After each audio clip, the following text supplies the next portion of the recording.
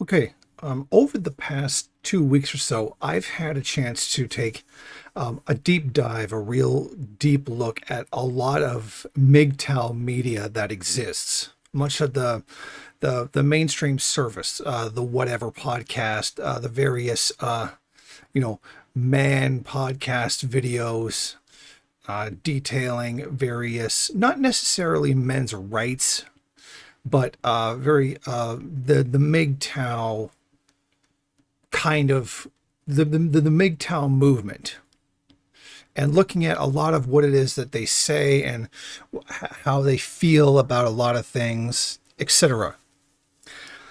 Now, having done that, I think I can say that I have a better understanding of where it is that they're coming from and what it is that they're thinking when they say certain things that they're saying. And I think that there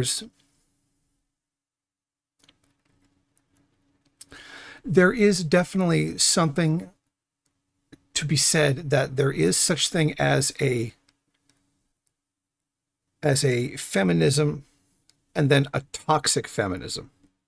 Just as you can say that there's a feminism and there's a Marxist feminism, like there's a liberal feminism and there's a Marxist feminism. And you could say that the liberal feminism is not really a feminism at all. It's very much a toxic anti progress kind of thing. But I do want to flesh that idea out some more so that you get a better understanding of what it is that I'm trying to say, so that you get a better understanding of what these MGTOWs are trying to say and where it is I think that the both of them have gone wrong. Now, there is a section of the so-called feminist movement. Now, I say so-called because I would say that they've become so incredibly toxic in their feminism that they are no longer being feminists anymore, that they're not adhering to the ideals of what feminism are. And I know that sounds like mansplaining, a man telling a woman what feminism is, but objectively there is what feminism is and objectively what it's not. So get over it. So I think the main problem is that you've got the entire sphere of everybody that's in society. Then you've got a pocket that is MGTOW, and then a pocket that is the toxic femininity. And these two pockets are attacking each other while ignoring the majority that is everybody else. There's a lot of truth coming out from the toxic femininity side and the MGTOW side about each other. But the problem is that neither side actually represents the majority of their particular sex. It's almost like two people having a disagreement and just assuming that the rest of the world has already taken sides in their argument. And I think that's a very important way of looking at it. Because if you look at this battle between toxic femininity and MGTOW, I never see this in real life. This is only something I've ever seen on the internet. And I think that's very telling. For example, the MGTOWs will say, women only care about a man who has money, and that's a bad thing because you're not judging a person based on who they are and what they who they are, what it is they represent, and the essence of that person. And that's true. And there are those women who do that. You could see these guys who make these do these street interviews outside of clubs and bars very late at night, very early in the morning, who talk to these women who are pretty much already drunk. and they say, oh, they're doing these interviews on the street, and the women are being loud and obnoxious, saying, oh yeah, he has to make like, what is it, the rule of 6 feet 6 inches, 6 figures. These women certainly do exist, and these women are certainly delusional, given that the men who fit this criteria are like less than 1 or 2% of the male population. But they do believe that somehow that they are entitled to that kind of woman.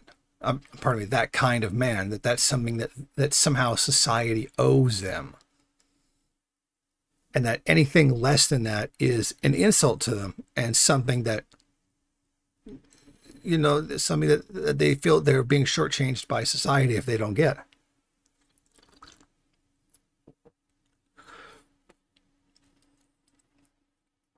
And that would be a prime example of toxic femininity. And on the other hand, you've got a lot of MGTOW who frankly do hate women. And they're hating a particular type of women and then projecting that onto all women, thinking that, and there's a kind of toxic masculinity to it, like assuming that, oh, a woman must have a low body count. She must have had sex with only a very limited number of people, and some of them insisted that having had sex with no men at all.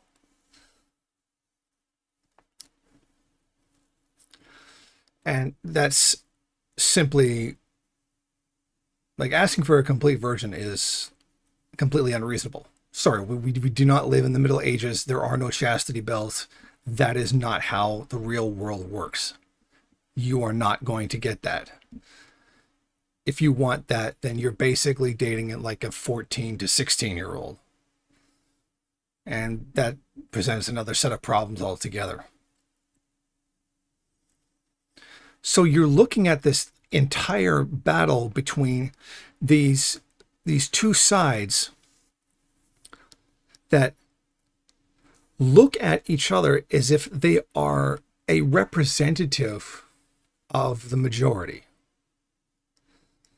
And there's some element of truth. Now, it is definitely true, even outside the toxic femininity the sphere, how much money you make means something. Of course it does. Try actually being a man with no money, and you will learn very quickly exactly what that means and exactly how valued a man who doesn't have any money is. You'll find out he's not very valued very much or treated very well at all. But I would not put this down to something that women does. I would put this something down to capitalism does, something that capitalism influences women into doing. Because we can't just sit there and say, oh, look, poverty sucks, and then say the economic system has nothing to do with it. Although I'm sure there's some ANCAP who's going to appear in the comments section and have some kind of explanation how somebody being poor in capitalism has nothing to do with capitalism itself.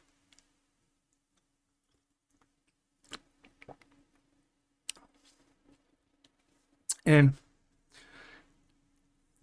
there's one common thing I started to notice among the MGTOW movement, and that it's its explanation of why the nuclear family broke down. And it did break down. And that is, they believe it to be a conspiracy and not just the natural result of capitalist social relations.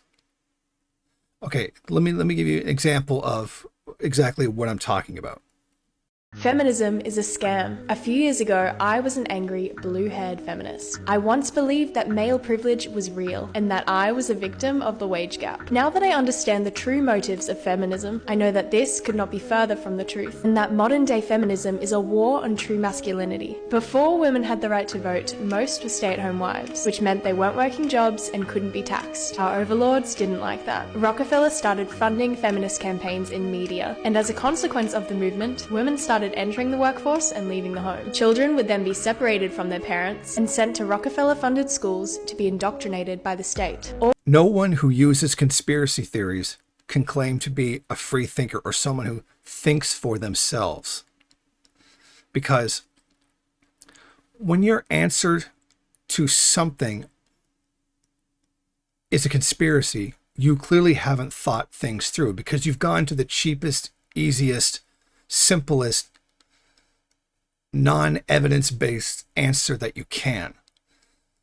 And when you constantly go to that as an answer for something, then it's very clear that you're not thinking at all. There is no, the Rockefellers broke up my family. There is no, even it's like the Rockefellers or the Rothschilds. You might as well be two sentences away from saying the Jew broke up my family. I mean, that's essentially what that is.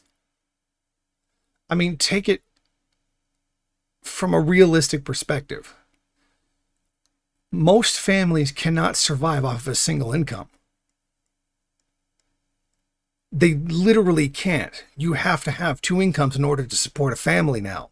You can see how much housing costs. You can see how much everything costs. You can see how expensive it is to have children. And one person's income is generally not possible to pay for all of that. It's not something that somebody did to get at you or to break up the family or some kind of evil conspiracy to just tax you more. What would be the point of that? That's so stupid. The system, capitalism, is in decay. And it requires more work in order to pay for the same amount of things. And you can track that very, very easily over the course of decades. Purchasing power parity,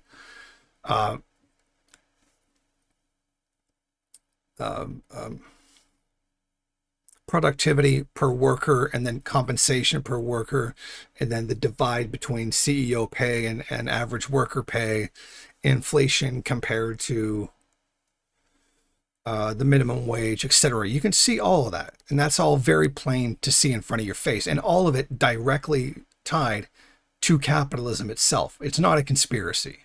It's something that you can very plainly see for yourself through data and through rational explanation.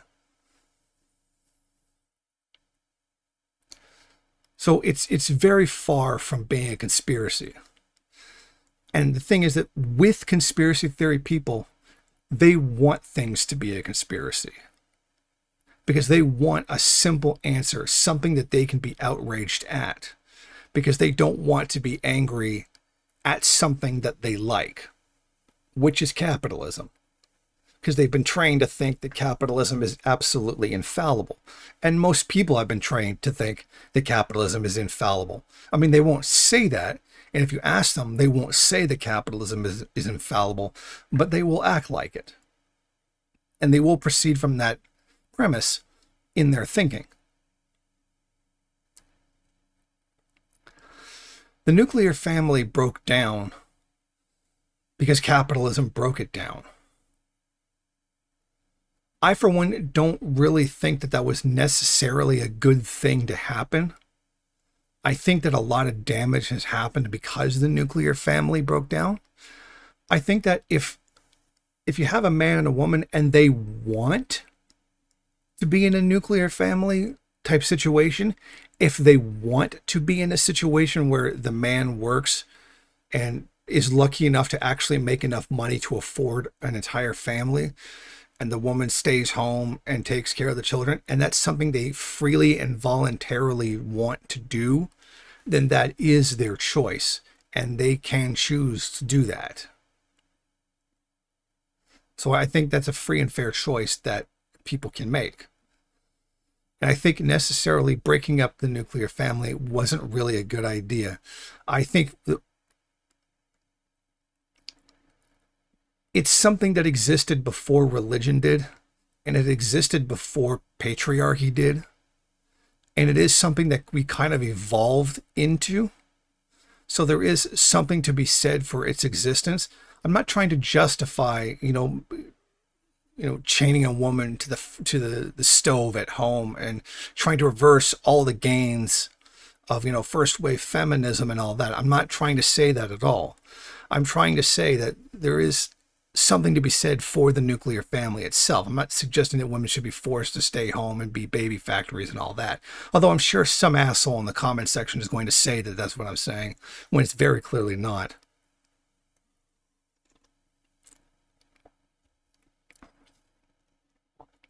So what I think this really boils down to is that a lot of the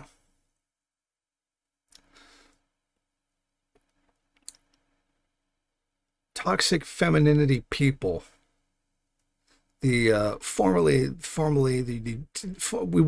have probably would have referred to them as Tumblr people. Probably could call them TikTok people now.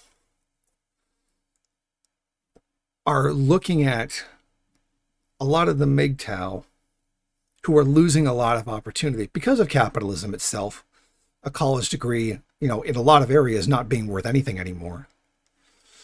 And regular jobs not paying shit. And driving people into destitution. Having a full-time job is driving people into destitution. Not even not having a job. Having a full-time job is driving people into destitution. And this is not a war on men. This is a war on the working class.